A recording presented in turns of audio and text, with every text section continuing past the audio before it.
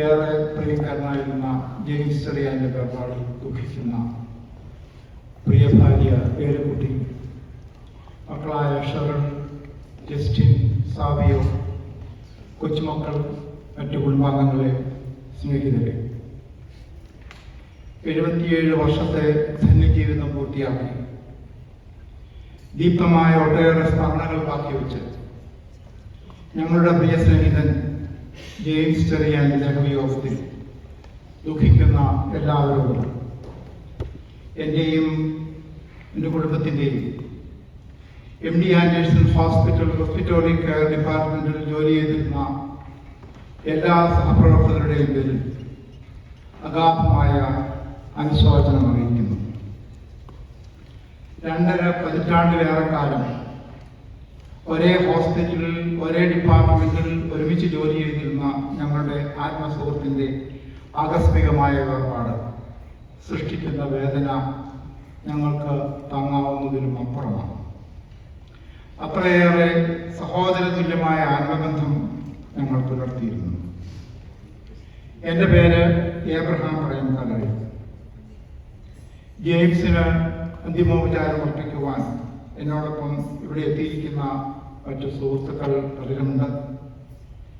Abraham Thomas, Toby Thomas, Baby Cheruppuram, George Geevarghese, Jacob Kuruvila, Isaac Yohannan, John Kuruvila, Chacko Nellikkal, Thomas Kanne, Ruby Joseph, Saji Thomas, our then supervisor, Ms. Dolores. Now she is the Assistant Director of MD Anderson Respiratory Care Department. She is also here. And also our former co-worker Amy also here. മറ്റു പലർക്കും ഇവിടെ എത്തിച്ചേരാൻ കഴിഞ്ഞിട്ടില്ല. അവരുടെ എല്ലാം പ്രതിനിധിയായി ജെയിംസുമായുള്ള ഞങ്ങളുടെ സ്നേഹബന്ധത്തിൻ്റെ ചില ഓർമ്മകൾ പങ്കുവയ്ക്കുവാൻ ഞാൻ ആഗ്രഹിക്കുന്നു. 1989 ഞാനും ജെയിംസും MD ആൻഡേഴ്സൺ റെസ്പിറേറ്ററി കെയർ ഡിപ്പാർട്ട്മെന്റിൽ ജോയിൻ ചെയ്തു. അതിനു മുമ്പ് അവിടെ ഉണ്ടായിരുന്നവരും പിന്നീട് ജോയിൻ ചെയ്തവരുമായ ഒരു മലയാളി കൂട്ടായ്മ രൂപപ്പെട്ടു. അന്ന് തുടങ്ങിയ ഞങ്ങളുടെ ഇഴയെടുപ്പമുള്ള ആത്മബന്ധം ഈ നിമിഷം വരെയും ഊഷ്മളമായി തുടരുന്നു. ജെയിംസിനേക്കാൾ പ്രായത്തിൽ മുതിർന്നവരും അദ്ദേഹത്തെ സ്നേഹത്തോടെ ചേട്ടായി എന്നാണ് വിളിച്ചിരുന്നത്. അതിൻ്റെ കാരണം ഒരു ജ്യേഷ്ഠ സഹോദര തുല്യമായ സ്നേഹവും കരുതലും വാത്സല്യവും ഞങ്ങൾ അനുഭവിച്ചിരുന്നു എന്നതുകൊണ്ടാണ്. ഒരു ഹെൽത്ത് കെയർ പ്രൊഫഷണലിൻ്റെ എല്ലാ മാനദണ്ഡങ്ങളും ജോലിയിൽ അദ്ദേഹം പാലിച്ചിരുന്നു. ജോലിയിൽ വന്ന് ക്ലോക്കിംഗ് ചെയ്താൽ ആദ്യം ചെയ്തിരുന്നത് ഷൂ കവർ ഇടുക എന്നുള്ളതായിരുന്നു. ഏതൊരു പേഷ്യന്റിന്റെ മുറിയിൽ കയറുമ്പോഴും നിർബന്ധമായും ജെയിംസ് ഫേസ് മാസ്ക് ധരിക്കുമായിരുന്നു. തികച്ചും ആത്മാർത്ഥതയോടും അർപ്പണബോധത്തോടും കൂടെ അദ്ദേഹം ജോലി ചെയ്തിരുന്നു. ബൈബിളിൽ വിശുദ്ധ യോസേഫിനെ നീതിമാൻ എന്നാണ് വിശേഷിപ്പിക്കുന്നത്.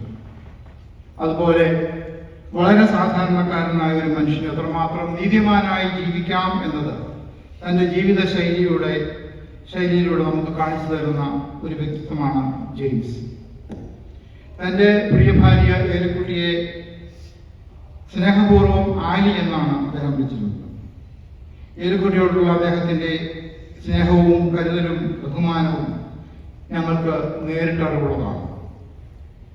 ജസ്റ്റിൻ്റെ പഠനവും ജോലിയും, ഷെറിൻ്റെ വിവാഹവും, കൊച്ചുമക്കളുടെ വളർച്ചയുടെ ഓരോ ഘട്ടത്തിലും ഒരു പിതാവിൻ്റെ ഗ്രാൻഡ് ഫാദറിൻ്റെ സ്നേഹവാത്സല്യങ്ങൾ എത്രമാത്രമെന്ന് ഞങ്ങൾ നേരിട്ട് കണ്ടിട്ടുണ്ട്. നമുക്കെല്ലാം അനുകരണീയമായ ഒട്ടേറെ സവിശേഷതകൾ അദ്ദേഹത്തിനുണ്ടായിരുന്നു. എപ്പോഴും പുഞ്ചിരിക്കുന്ന മുഖമായി എല്ലാവരെയും സ്നേഹിക്കുകയും എല്ലാവരാലും സ്നേഹിക്കപ്പെടുകയും ചെയ്തിരുന്ന ഒരു നിർമ്മല ഹൃദയം. ആരോടും പരിഭവമില്ലാതെ, ആർക്കും പരിഭവമില്ലാതെ നല്ലൊരു സ്നേഹിതനായി, നല്ലൊരു പിതാവായി, നല്ലൊരു വല്യപ്പനായി, നല്ലൊരു സ്നേഹിതനായി 7 പതിറ്റാണ്ടിലധികം ഈ ഭൂമിയിൽ ജീവിച്ചു. ജെന്റിൽമാൻ എന്ന വാക്കിന് മറ്റൊരു മറുവാക്കായിരുന്നു ജെയിംസ് ചെറിയാൻ.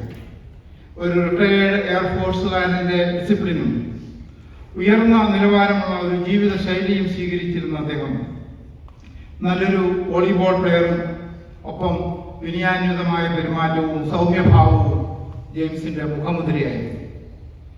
ജെയിംസിന്റെ കുടുംബജീവിതത്തിൽ എക്കാലവും താങ്ങും തണലുമായി നല്ല ഭാര്യയായി നല്ല കുടുംബിനിയായി നിലകൊണ്ട ഏലിക്കുട്ടിക്കും മക്കൾക്കും വേണ്ടി, കൊച്ചുമക്കൾക്കും വേണ്ടി അദ്ദേഹം സ്വർഗത്തിലിരുന്ന് പ്രാർത്ഥിക്കുന്നുണ്ടെന്ന് നമുക്ക് സമാശ്വസിക്കാം. രോഗാവസ്ഥയിലായിരുന്നപ്പോൾ ജീവിതത്തിന്റെ അവസാന നാളുകളിൽ ഏലിക്കുട്ടിയുടെയും മക്കളുടെയും കൊച്ചുമക്കളുടെയും സ്നേഹശുശ്രൂഷകൾ ഏറ്റുവാങ്ങി ശാന്തിയുടെ തീരം തേടി അദ്ദേഹം നിത്യയിലേക്ക് യാത്രയായി.